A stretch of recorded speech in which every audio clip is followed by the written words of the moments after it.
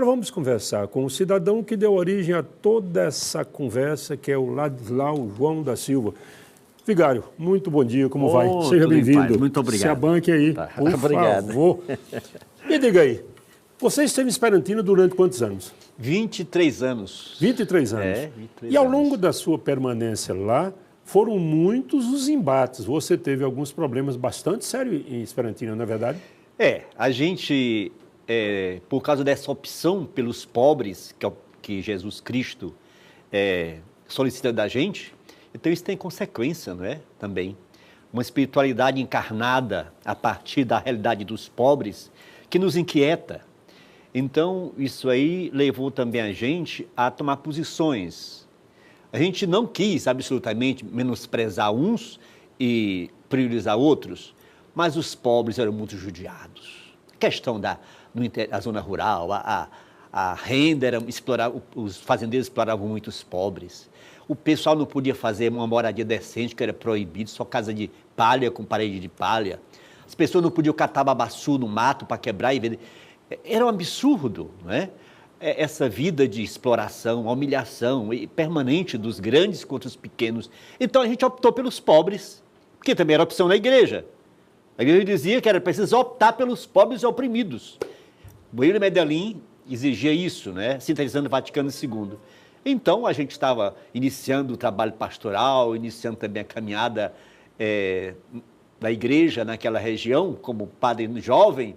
Então, isso me deu muito fogo para anunciar um Cristo que inquietava. Um Cristo que inquietava. Não é aquele Cristo doce, mas um Cristo que estava olhando para a vida do povo, um Cristo comprometido com a libertação dos pobres.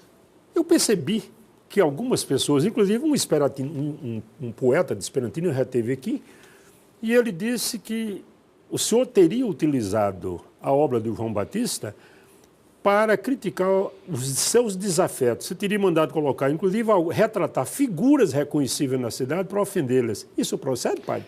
Não, isso não procede. Agora, cada um coloca carapuça na própria cabeça, não é? De acordo com a realidade.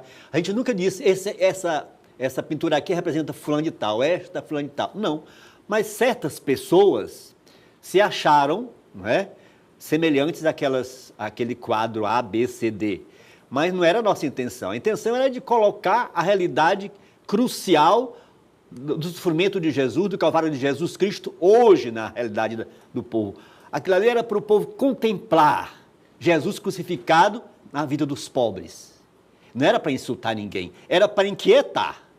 Inquietar e acordar as pessoas para uma espiritualidade comprometida com o reino de Deus, não com as nuvens, com abstrato, mas uma espiritualidade comprometida, uma espiritualidade que exigia também libertação das várias estruturas, né, dos vários tipos de opressão, das injustiças e assim por diante. Então, isso não procede, não. Isso aí é de quem se sente melindrado, não é? Absolutamente. A nossa preocupação foi de retratar Jesus Cristo crucificado nas várias realidades de hoje. A cruz de Cristo, ela nos inquieta.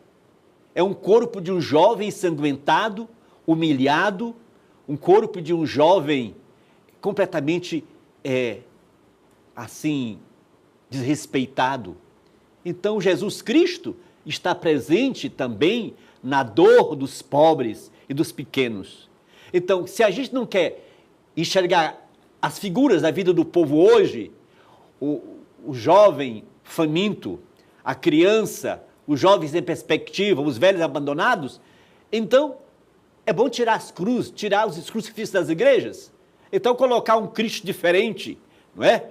Um Cristo diferente, um Cristo totalmente fora da realidade. Mas isso não é papel da igreja. A igreja tem que levar as pessoas a entenderem um Cristo sofredor, não podemos ignorar a dor do povo, mas ao mesmo tempo um Cristo, apesar de sofredor, é um Cristo glorioso. O povo de Deus, tão sofrido, professor Enéas, nesses vários anos de Brasil, esse povo vai ser vitorioso um dia. Essa estrutura diabólica que produz a corrupção, que produz a fome, a miséria, tudo isso, ela vai acabar um dia, porque a estrutura política que nós temos, essa tem que ser banida para esse Brasil ser feliz. E nós precisamos ter a coragem de dizer não a essa estrutura desgraçada que está aí, gerando a morte de tanta gente. Não é? E nós temos a ver com isso, como cristãos tem a ver com isso. Sim, nós como cristãos, ou como ateus, o nosso compromisso é com a vida.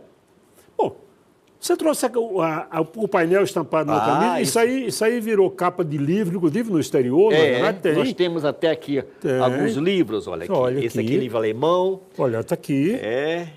Aqui dentro tem uma foto interessante, professor Enéas, que essa foto aqui é lá na Alemanha, na paróquia de Santa Elizabeth Refrat. Está lá. Aqui, os jovens daquela comunidade, algum tempo atrás, foi em 98, eles pintaram num grande pano parte do painel, o principal do painel. Olha aí, o essencial do painel está aí, a figura do Cristo. Lá na Alemanha.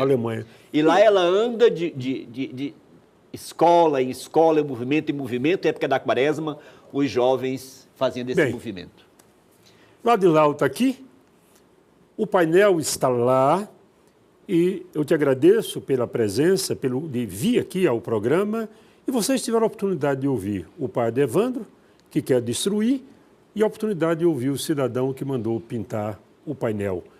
Julgar uma obra porque ela retrata um momento histórico, querer apagar isso, é no mínimo um crime, porque a obra tem características, tem valor artístico, é uma obra com valor artístico e não foi feita por acaso. O João estudou muito para produzi-la e eu creio que esse é um debate que não vai acabar aqui agora. Nós vamos continuar pugnando para que o painel seja mantido. Ladilau, eu te agradeço. Eu que agradeço essa oportunidade de dizer que nós precisamos ter a coragem, nesse momento que vivemos na igreja, de alçar um novo sentido de espiritualidade libertadora. Nós temos que assumir essa caminhada. Não é brincadeira, vivemos num continente oprimido. E nós precisamos valorizar os pobres e ajudar os pobres a se libertarem de tanta opressão. É nosso papel, porque Jesus Cristo pede isso. Muito obrigado a você. Muito obrigado a você. Obrigado a você muito também. Muito com sua presença aqui.